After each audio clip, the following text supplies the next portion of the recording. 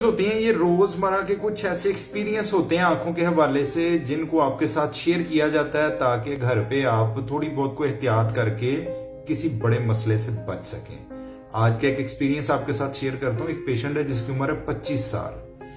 रात को खाना खा के सो गया है, सुबह उठा है तो आंख पे इस जगह ऐसे जैसे ब्लड इकट्ठा हो गया हुआ है, जैसे आंख से ब्लड निकल आएगा। अभी कोई दर्द नहीं, कोई तकलीफ नहीं, कोई नजर पे असर नहीं पड़ा, लेकिन रेड स्पॉट सा आ गया हुआ है। क्यों आया, इसकी क्या वजह है? पेशेंट की जब हिस्ट्री ली गई तो 25 साल की उम्र में बीपी हाई होना तो शाज़ो नादर बड़े रेयर केसेस में होता है। तो पता ये लगा कि रात को मसूफ खाना खाते ही सो गए और खाना वो खाया, बड़ा फैटी किस्म का खाना खाया, स्पाइसी किस्म का खाना खाया, जिससे सोए सोए हल्का सा बीपी हाई हुआ है और एक कंजक्टाइवल हेमरेज हो गया है। आंख के अंदर एक छोटी सी वेन ब्लॉक हो गई है या फट गई, जिसकी वजह से खून इर्द गिर्द इकट्ठा हो गया है और देखने में इस तरह लग रहा है जैसे आंख में कोई बड़ी शदीद किस्म की चोट लग गई है। जिसका नुकसान आंख पे तो कोई नहीं हुआ, ना नजर पे नुकसान हुआ है, ना आंख में कोई दर्द है, ना कोई तकलीफ है। लेकिन ये क्यों हुआ?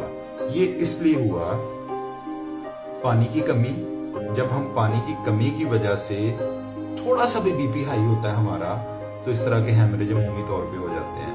इसलिए मेरी हर वीडियो में आपसे गुजारिश ये होती है, कम से कम अपनी बॉडी को हाइड्रेट रखा करें। हाइड्रेट से मुराद ये है कि अपने बॉडी का पानी का लेवल मुकम्मल किया करें। कम से कम एक सेहतमंद इंसान के लिए 1.5 लीटर पानी तो हर सूरत डेली की बुनियाद पे बहुत जरूरी है ना। आप 1.5 लीटर पानी का इस्तेमाल करें।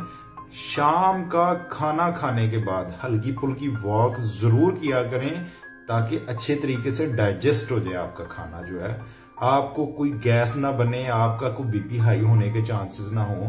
जब इस तरह की एहतियातें आप करेंगे तो इस तरह के छोटे छोटे हेमरेज, छोटी छोटी तकलीफों से आप बच सकते हैं। रात का खाना टाइम पे खाएं। खाना खाने के बाद को 5-10 मिनट की वॉक जरूर करें और अपनी बॉडी को हाइड्रेट रखें। पानी का इस्तेमाल ज्यादा करें। इस तरह के मसाइल से आप बच सकते हैं। बहुत शुक्रिया, अपना ख्याल रखें। अस्सलाम वालेकुम।